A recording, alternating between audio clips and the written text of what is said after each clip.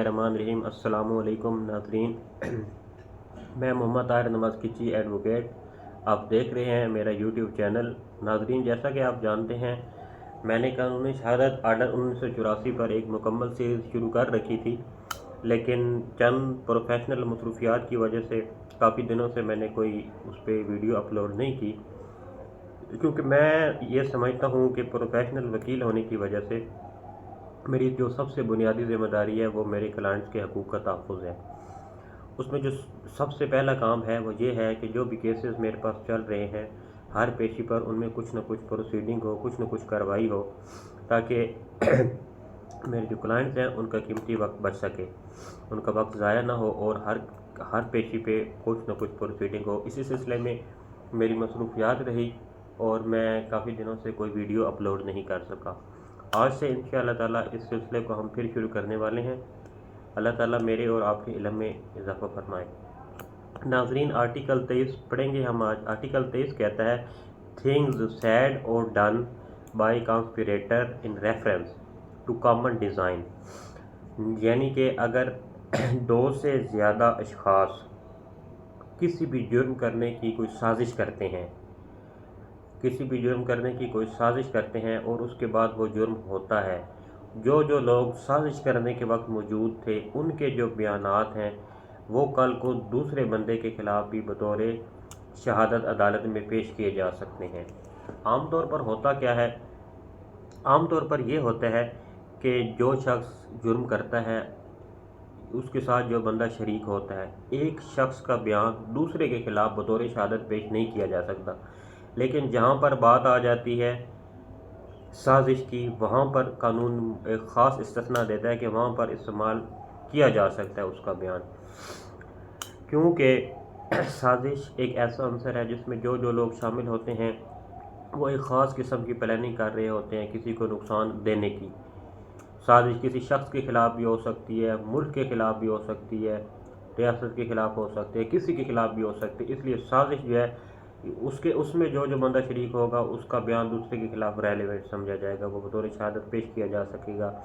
मिसाल के तौर पर चार बंदे बैठकर प्लानिंग करते हैं या तीन बंदे बैठकर प्लानिंग करते हैं कि आज रात को हमने फ़लाँ घर में डकैती करनी है।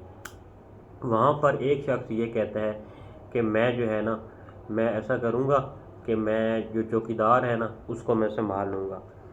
दूसरा शख्स ये कहता है कि मैं गाड़ी में बैठकर इंतज़ार करूँगा।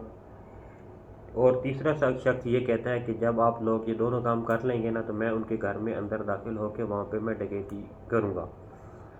अब ये तो उन्होंने साजिश कर ली।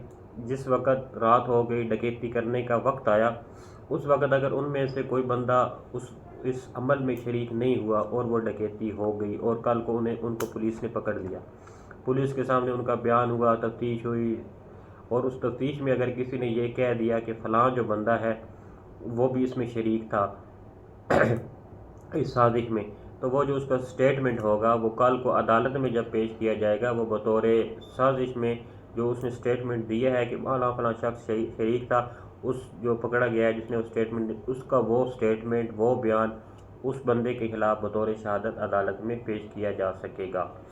ये था आर्टिकल 23। अब आते हैं हम आर्टिकल 24 की तरफ से। आर्टिकल 24 कहता है, when facts not otherwise become relevant, यानी वो हक़ाइक़ जो बज़ाहिर गैर मुतल्लिक़ इर्रेलेवेंट लगते हैं, कब और किस सूरत में मुतल्लिक़ रेलिवेंट बन जाते हैं। नाज़रीन, कानून कहता है अगर किसी मामले या मुकदमे में कोई ऐसी हकीकत या फैक्ट सामने आता है जो बज़ाहिर गैर मुतल्लिक़ लगता है, लेकिन अगर हकीकत तक पहुँचने में वो फैक्ट जो मुतल्लिक़ हो तो फिर उस फैक्ट को रेलिवेंट फैक्ट शुमार किया जाएगा।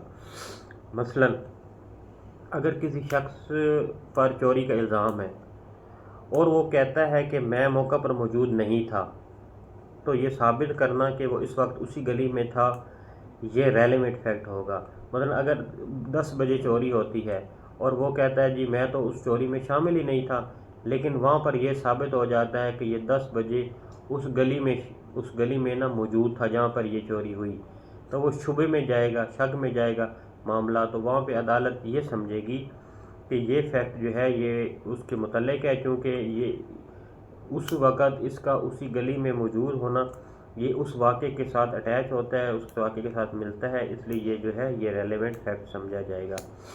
ناظرین، یہ تھی میری آج کی ویڈیو۔ امید کرتا ہوں کہ میری ویڈیو آپ کو پسند آئی ہوگی۔ اگر میری ویڈیو آپ کو پسند آئی ہو، آپ کے علم میں اضافہ ہوا ہو، تو آپ میرے چینل کو سبسکرائب کیجئے گا، میری ویڈیو کو لائک کیجئے گا، شیئر کیجئے گا۔ انشاءاللہ تعالی بہت جلد ایک نئی ویڈیو کے ساتھ آپ کی خدمت میں حاضر ہوں گا۔